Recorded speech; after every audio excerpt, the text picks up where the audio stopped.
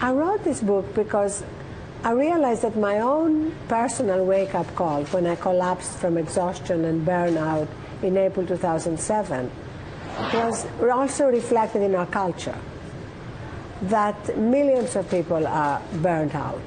Tell me about that. I mean, you were on the floor bleeding. I was on the floor bleeding. I literally collapsed, hit my head on my desk, broke my cheekbone, got 4 stitches on my right eye, and it started me asking these questions, what is success? By conventional definitions of success, which is mostly the first 2 metrics of money and power, are successful. But by any sane definition of success, you're not successful if you're lying in a pool of blood on your office floor. So it started me then looking at why was I overworking and not learning to take care of myself, to unplug, recharge, sleep enough, all the things that now we realize actually are also performance enhancements. It's not like there is a trade-off. And that's what led to my idea that there is a third metric of real success, which is how to thrive, and that involves well-being, wisdom, the capacity to wonder and really bring joy into your life, and giving. One of your big things is get as much sleep as you can. Yes, because we have the science. I have 55 pages of endnotes, scientific endnotes in the book. Because the science that sleep is a real powerful performance enhancement tool is unequivocal. That sleep deprivation is dangerous, that it kills brain cells. And now we are also discovering that it kills startups. Do you think you would have been as successful as you have been if you didn't sacrifice some sleep along the way? Oh, absolutely, because I think this is really the delusion of our civilization. Because that's how most successful people have done it, we think that's the only way to do it. But the truth is that people are successful because of their talents, gifts, passions, and I think people would be able to navigate their lives, and I can say that about myself too, much more effectively and with much less sacrifice if we actually prioritized our own well-being and our own capacity to connect with our wisdom from which the best decisions are taken. And this is also about leadership. Mm-hmm. Because if you think about it, leadership is really about seeing the icebergs before they hit the Titanic. And if you look at the financial collapse, how many chief executives really missed the signals and were completely caught unawares? And I feel right now that there is kind of a new listening. I've been speaking here to employees at LinkedIn, at Google, at Twitter, and this is a conversation that's really resonating. One of the things that is really paradoxical in a way is that here in the belly of the beast when it comes to technology and the creation of our brave new digital world, you have people who are beginning to send their children to Waldorf schools because they don't want them to become addicted to technology at an early age.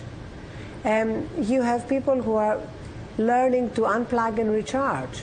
And I say in the book that we're much better at taking care of our smartphones than we are taking care of ourselves. Right. I'm wondering if you think technology and 24-hour connectedness is better or worse for us. Well, I think technology has been amazing for us in terms of connecting us with people around the world, giving a voice to people who otherwise would not have a voice. But technology is dangerous when it prevents us from connecting with ourselves and renewing and regenerating ourselves. I mean, just think of it. On your iPhone, you get constant warnings like 20% battery remaining, 16% battery remaining, and immediately we get concerned. We look around at all our recharging shrines in our offices and our homes. We carry portable rechargers. Well, when it comes to ourselves, we often are not even aware that we have no battery left until we are below zero. What do you think of the fitness trackers, the activity trackers, the wristbands?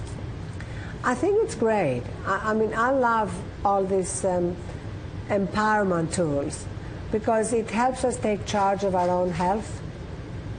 And right now, if you look at it, 3/4 of our healthcare costs are because of preventable chronic stress-related diseases. So if we can actually take charge of our health and get feedback, that's really what I was saying when I was speaking at Google earlier, that Googlers and most tech people here love data, and they love experimenting. So what I'm asking people in the book is to experiment with small, little microscopic steps, little changes in our lives that will have an incredible effect, like a little more sleep, like beginning to meditate, like 5 minutes a day. These are 2 of the steps I recommend in the book. Like learning to take our devices out of our bedroom at night and charge them in another room so we're not tempted to go back and look at our data if we wake up in the middle of the night.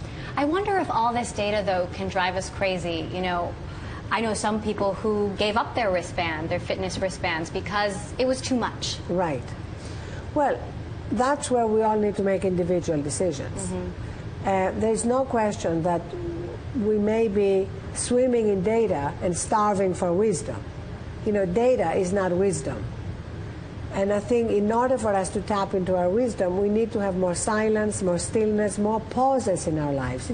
It's so hard for us to pause and actually reconnect with ourselves. The most stressful thing we do is multitasking. Right. Which now scientists tell us doesn't really exist. It's task switching, it's stressful, and it doesn't make us more productive.